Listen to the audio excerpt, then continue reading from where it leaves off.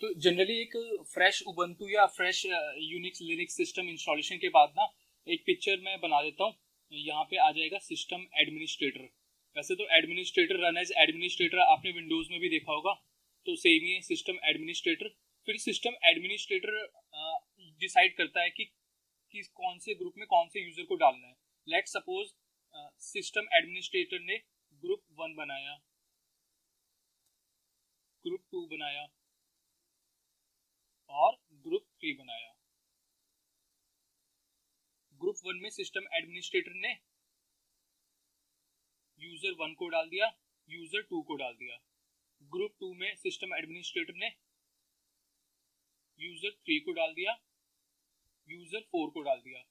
Group इसमें user 5 को and user 6 को। तो ये सिस्टम एडमिनिस्ट्रेटर डिसाइड करता है कि कौन से यूजर को कौन से ग्रुप में असाइन करना है और कौन से ग्रुप की क्या परमिशंस होनी चाहिए। तो सिस्टम एडमिनिस्ट्रेटर सपोज अब मेरे उबंटू सिस्टम है, तो इस केस में जैसे मेरी मशीन है, मेरी इसमें सिस्टम एडमिनिस्ट्रेटर कौन हुआ? मैं ही हुआ, यानी कि दर्शन। सिस्टम एडमिनिस्ट्रेटर मैं ही हुआ। तो मैं अगर कल को मेरे को लेट सपोज अपनी सिस्टर के लिए एक अकाउंट क्रिएट करना है, तो मैं उसको एक सबसे पहले तो मैं उसको यूजर बनाऊंगा। फिर यूजर बनाने के बाद उस यूजर को एक ग्रुप में असाइन करूंगा। तो ग्रुप और यूजर कॉरस्पॉन्डिंगली चलते हैं अपने लिनक्स सिस्टम में। तो ये बात थी सिस्टम एडमिनिस्ट्रेटर की। अब जो नेक्स्ट टॉपिक हम आज डिस्कस करेंगे वो है लिनक्स का फाइल सिस्टम।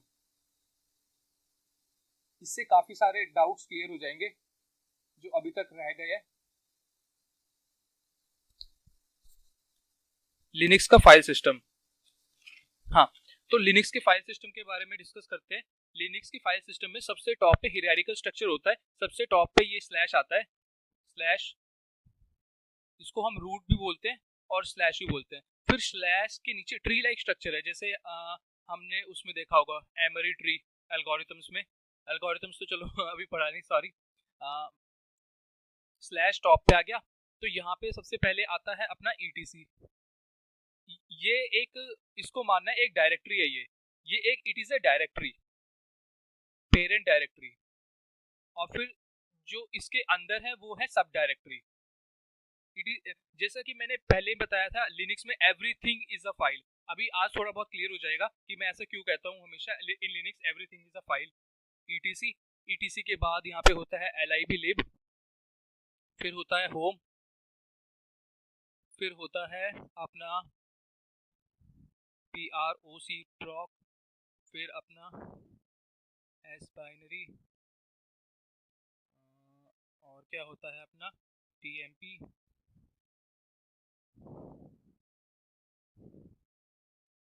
एक दो तीन चार पाँच छः सात, सात, तीन और है मैं भूल रहा हूँ। ईटीसी हो गया, लिब हो गया, बाइनरी, बाइनरी bin बाइनरी, और बाइनरी हो गया, डिवाइस हो गया, टेम्प हो गया, टेम्पररी हो गया, माउंट mnt, mnt। तो अभी तो मेरे को इतने याद आ रहे हैं, जैसे बाद में याद आएगा तो मैं उसको बता दूंगा। तो पहले इनके बारे में डिस्कस करते हैं। तो सबसे पहले जब हम याद करो विंडोज खोलते थे, विंडोज हम ओपन करते थे, तो विंडोज में क्या होता था? विंडोज में हम जब भी होम पे जाते थे तो होम पे हमारे को local disk C, local disk D, local disk E, F, जितने भी आपने क्रिएट करे होंगे पार्टीशन, उतने पार्टीशन आपको मिलते थे। अब लिनक्स में फाइल सिस्टम थोड़ा अलग है, विंडोज की तरह नहीं है। लिनक्स में एक पेरेंट डायरेक्टरी होती है, ये रूट, इसके ऊपर कुछ नहीं होता, ये सबसे ऊपर होती है, इसलिए मैंने इसको कहा पेरेंट।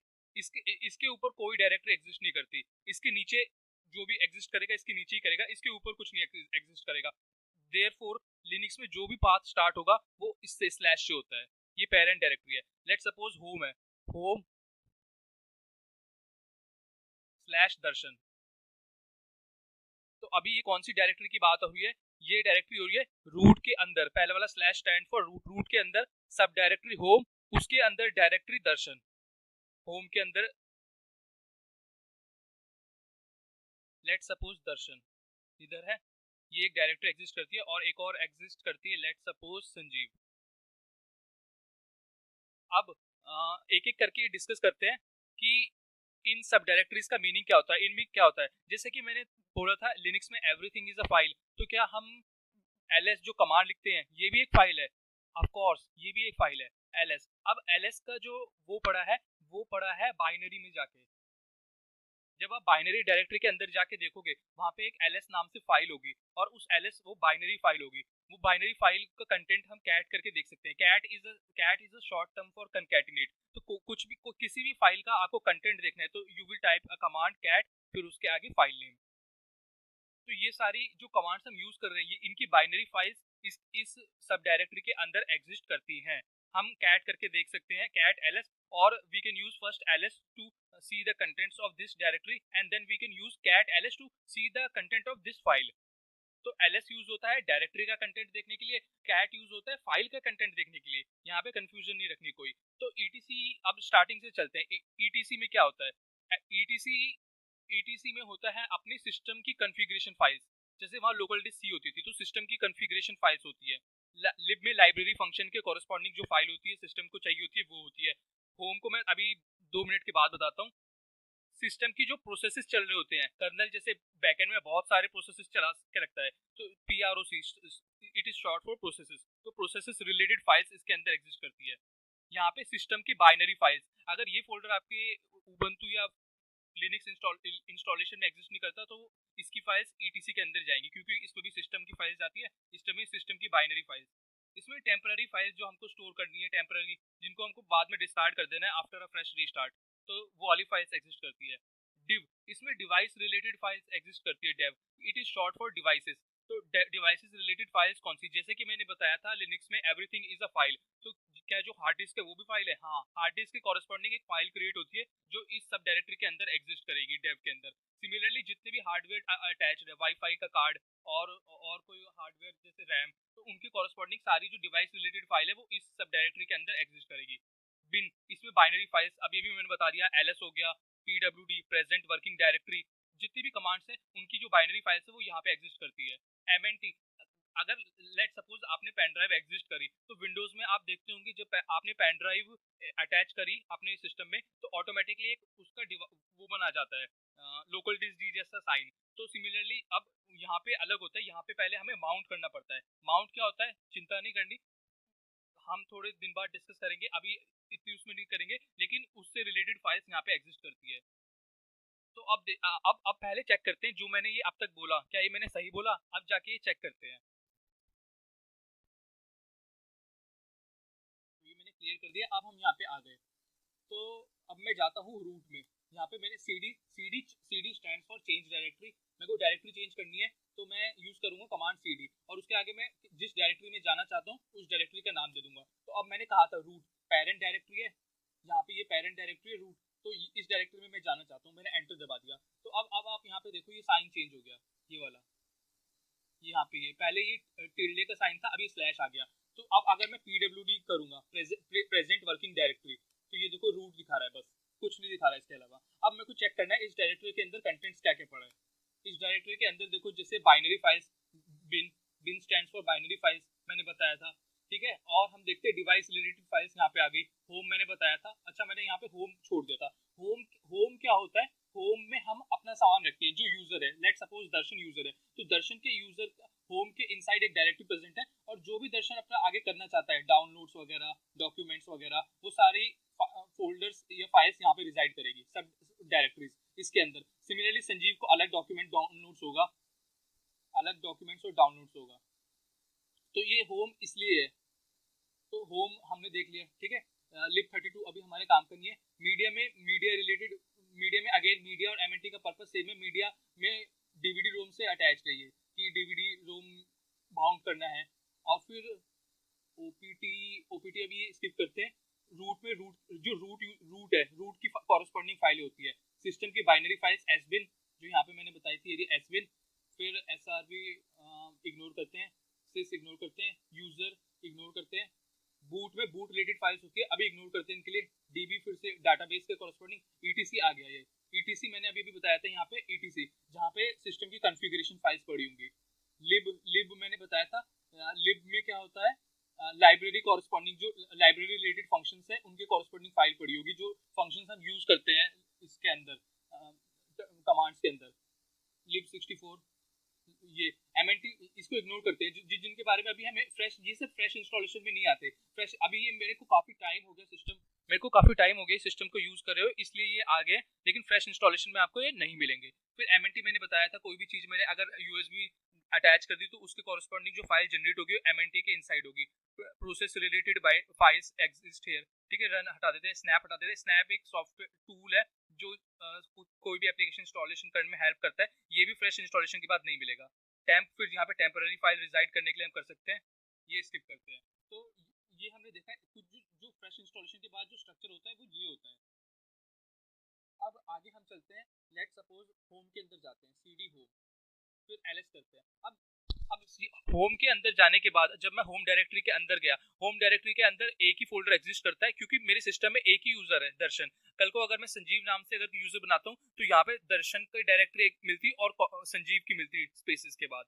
अब सीडी करके दोबारा दर्शन के अंदर जाते हैं और चेक करते हैं कंटेंट्स क्या क्या है। अब कंटेंट्स में यहाँ पे देखो, कंटेंट्स में जो मेन कंटेंट्स हमें मिलेंगे, डॉक्यूमेंट्स मिला हुआ है, डाउनलोड्स मिला हुआ है, डॉक्यूमेंट्स, डाउनलोड्स, और ये सब कंटेंट मैंने अपनी डायरेक्टरी में रख दिए। मतलब काफ़ी मैंने हौच पौच करी हुई है, लेकिन अच्छी तरह नहीं होता। ये सारा कंटेंट मेरे को डॉक्यूमेंट्स में रखना चाहिए था। तो इन सबको, ये सारा डाटा इग्नोर करना है जितना भी ये है। नॉर्मली आपको डेस्कटॉप मिलता है, डॉक्यूमेंट्स मिलता है और डाउनलोड्स मिलता है, ये तीन चीज़ें मिलेगी। ये म्यूजिक मिल जाएगा और पिक्चर्स की डायरेक्टरी मिलेगी, ये सब मिलेगी। इन सब में रखना है। मैंने काफ़ी हौच पूछ की हुई है कि कोई भी फाइल कहीं पे भी रिजाइड कर रही है तो एक उसको इग्नोर करके चलना है अभी भी। अब मैंने एक थोड़ी देर पहले कैट के बारे में बताया था, कैट कमांड डिस्कस करते हैं।